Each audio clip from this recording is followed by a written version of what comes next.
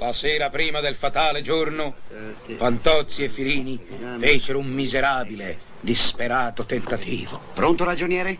No, mi vorrei ritirare. Allora vuole fare la coppa? No, la coppa no. Oh, d'altra parte, guardi, è facilissimo. Io le ho preparato anche il testo. Non c'è che da leggere. Adesso io le faccio una prova di come dovrà fare lei dopo. Stia attento.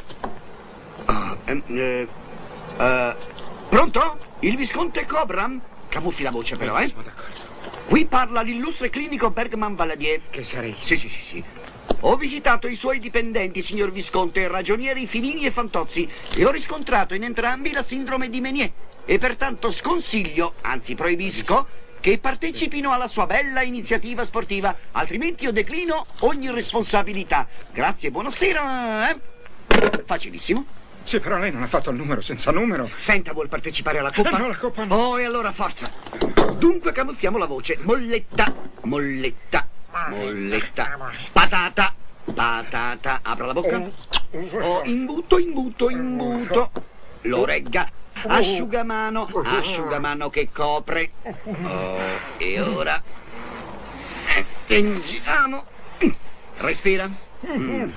Oh, questa è la conca di rame. Questo è il testo, vado, Non capisco. Faccio l'accento svedese? Lo sa fare?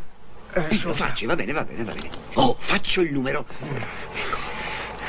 3, 4, 7, 8, 1.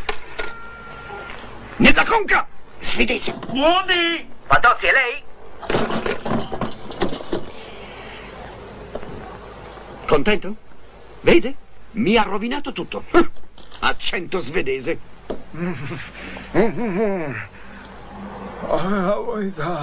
Non capisco. Mi viene da vomitare. Figuriamo.